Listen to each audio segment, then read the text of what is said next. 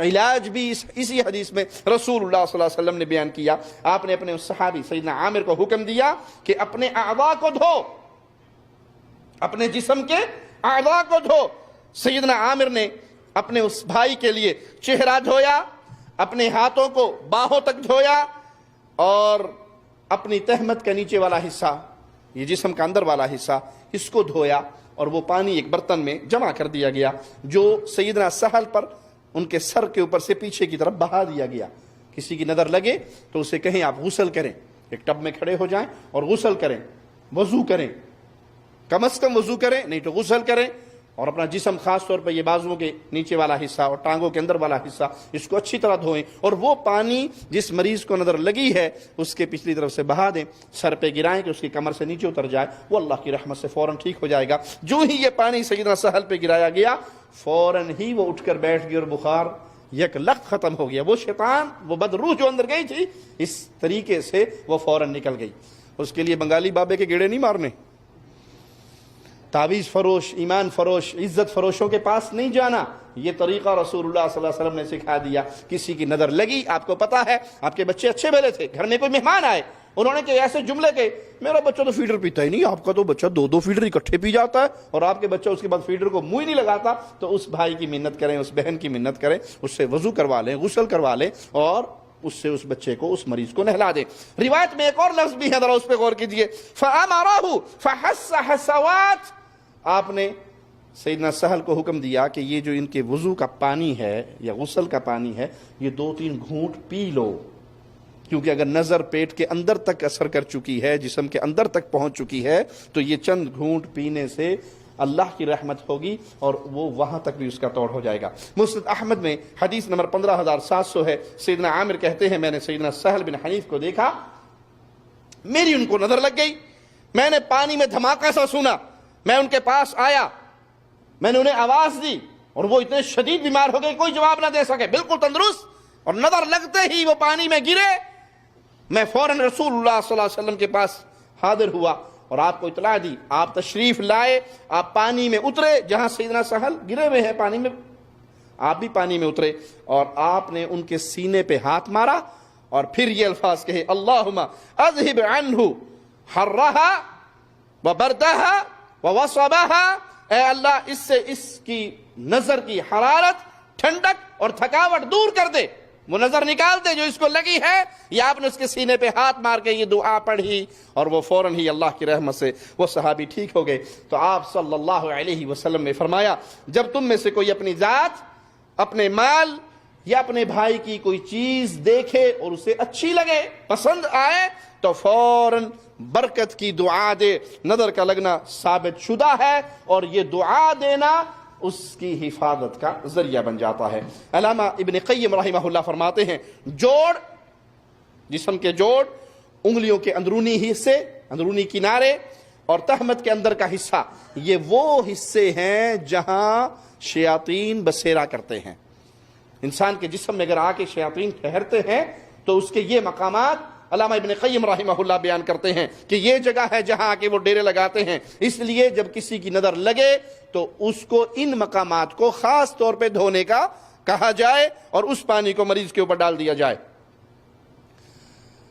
آپ کے گھر میں کوئی آئے ہیں، آپ کی بیوی کو، آپ کے بچوں کو ان کے کسی ایسے جملے سے سننے کے بعد طبیعت خراب ہوئی ہے، آپ انہیں پیار اور محبت سے کہیں کہ جناب آپ وضو کر دیں. آپ نے یہ جملے کہے، آپ نے ماشاءاللہ نہیں کہا، برکت کی دعا نہیں دی، میری بیوی بیمار ہوگی، میرے بھائی بیمار ہو گئے، میرے بچے بیمار ہو گئے. اچھا بعض لوگ ایسے ہوں گے وہ آپ سے ناراض ہو جائیں گے، اللہ اسی تینوں نظر لینی سی، ایڈا سونا کو ٹک جانی کسی پاس ہے تو میں پاگل ہوں، ہم تو تیرے رشتے دار ہیں، ہم تیرے عزیز ہیں. بھائی آپ بھلے میرے سگے بھائی کیوں، آپ میرے ماں باپ کیوں نہ ہو، اگر آپ کو کسی بات پہ تعجب ہوا اور آپ نے اللہ کا ذکر کیے بغیر جملے کہہ دیے تو شیطان کو تو سواری مل گئی. اچھا آپ سمجھتے ہیں کہ اگر ان سے کہیں گے کہ وضو کر دو تو لڑائی اور بڑھ جائے گی، خواہ مخواہ کی ناراضگی ہو جائے گی، اب کیا کریں؟ تو کوئی حرج نہیں، آپ انہیں نہ کہیں کہ وضو کر دیں، آپ ان کا اثر لے لیں، ان کا ہاتھ دھلوا دیں. کھانا کھانے بیٹھے کو جی بیٹھے، ہم آپ کے لیے برتن لاتے ہیں، ہمارے یہاں مہمانوں کو اٹھ کے جانا نہیں پڑتا، ہم یہیں پہ آپ کے ہاتھ دھلوا دیتے ہیں، نیچے کو برتن ہو اور چھوٹا بیٹا آئے وہ اس کے ہاتھ دھلوا دے، اس پانی کو پی لیں 2 گھونٹ اور اس کے نہا لیں. یہ بھی درست ہے۔ کو جی وہ تو ہاتھ بھی نہیں دھو کے دیں گے، اسی آپ ٹوٹی تو اسی معذور ہو گئے ہیں تھوڑے گھر ہاتھ تو یہ بہ کے اسی اتھو تو گے آنے ہیں، پھر کیا کریں؟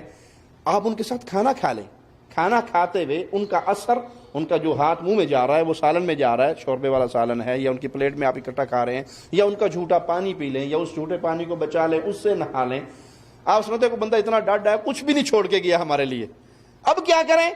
جس پلیٹ میں اس نے کھانا کھایا وہ پلیٹ سنبھال لیں، اسے پانی میں ڈال لیں اور اس پانی سے نہا لیں، تو اللہ کی رحمت سے امید ہے کہ یہ بیماری ختم ہو جائے گی۔ میں ایک سعودی شیخ کے پاس بیٹھا ہوا تو اسی موضوع پہ گفتگو ہو رہی، اس نے ایک بڑا پیارا واقعہ سنایا۔ بدو جو عربی لوگ صحرا میں رہنے والے پرانے دور کے، کہا ہمارے ہاں صحرا میں رواج ہوتا تھا کہ جب گھر میں کوئی مہمان آتا تو وہ مہمان کے سامنے سب سے پہلے کھجوریں پیش کرتے۔ اب انسان کھجور کو منہ میں ڈالے گا، اس کی گٹلی کو چوسے گا اور نکال کے باہر رکھ دے گا، تو گٹلی پہ لعاب لگ گیا نا، اس کا اثر تو آ گیا۔ تو کہا وہ بدو کیا کرتے تھے جب وہ صحرا میں رہنے والے ہیں، لازمی تو نہیں کہ وہ بندہ دوبارہ بھی آئے اور اسے وضو کروائیں یا غسل کروائیں، اس کی نظر سے بندہ بیمار ہو گیا، تو وہ جو گٹلیاں ہوتی تھی میزبان کے سامنے کی، مہمان کے سامنے کی، ان گٹلیوں کو اٹھاتے تھے، بالٹی میں ڈال دیتے تھے اور اس پانی سے سارے گھر والے غسل کر لیتے تھے، یا جو بیمار ہوتا تھا وہ غسل کر لیتے تھے، تو اللہ اس کے ذریعے بھی انہیں شفا دیتا۔ تو المہم جس کی نظر لگی، آپ کو پتہ لگ گیا، اس سے وضو کروائیں، اس سے غسل کروائیں، یا اس کا کسی قسم کا کوئی اثر لے کے اس پانی سے نہا لیں۔ سنن ترمذی حدیث نمبر 2058 سنیے، کان یتعوذ من الجان ومن عین الانسان، نبی کریم صلی اللہ علیہ وسلم جنوں اور انسانوں کی نظر لگنے سے اللہ کی پناہ میں آیا کرتے تھے۔ جن کی بھی نظر لگ سکتی ہے اور انسان کی بھی نظر لگ سکتی ہے، لازمی نہیں کہ صرف انسان کی نظر لگے۔ جامع ترمذی کی اس روایت میں جن کا لفظ بھی ہے کہ رسول اللہ صلی اللہ علیہ وسلم جنوں اور انسانوں کی نظر لگنے سے اللہ کی پناہ مانگا کرتے تھے۔ اس حدیث سے ہمیں یہ مسئلہ ثابت ہوا کہ اگر کوئی مریض ہے تو اس سے چند سوال کیے جا سکتے ہیں، کہ جیسے نبی صلی اللہ علیہ وسلم نے اپنے صحابی سے پوچھا، تمہیں کسی کی نظر لگی ہے، کسی پہ تہمت لگاتے ہو، کسی نے کوئی ایسے جملے کہے ہیں، آپ کے پاس کوئی مریض آ گیا تو آپ اس مریض سے سوال کر سکتے ہیں کہ بھائی آپ کے گھر میں کوئی مہمان آیا تھا؟ جی مہمان آیا تھا۔ کسی نے کچھ کہا تھا؟ کہا جی ہاں اس بندے نے کھانا کھانے کا کھانے کی بڑی تعریف کی تھی، اس کے بعد سے بیگم بستر پہ پڑی ہوئی ہے، تو آپ اس سے سوالات کر سکتے ہیں اور ان سوالات کی روشنی میں فیصلہ کر سکتے ہیں کہ اس کو فلاں کی نظر لگی ہے، اور اس سے غسل کروا کے وضو کروا کے اس مریض کو نہلا دیں۔ یہ طریقہ علاج ہے۔ اللہ کے لیے اپنی غیرت کو نہ بیچیے، اپنی غیرت کو نہ بیچیے۔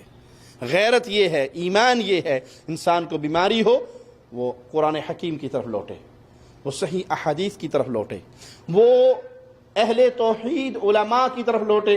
اگر خود نہیں کچھ پڑھ سکتا ہے تو اہل توحید علماء کے پاس جائے، ان سے دم کروائے۔ جو لوگ ان بیماریوں میں، جادو میں، جنات میں، نظر میں، حسد میں، مزارات کا رخ کرتے ہیں، مزارات تو پہلے شیاطین کے اڈے ہیں، مزارات تو پہلے شیاطین کے مراکز ہیں۔ اگر آپ وہاں کا رخ کریں گے، ایمان بھی برباد ہوگا، عقیدہ بھی برباد ہوگا، عزت بھی برباد ہوگی، پیسہ بھی برباد ہوگا، کوئی چیز ہاتھ میں نہیں آئے گی۔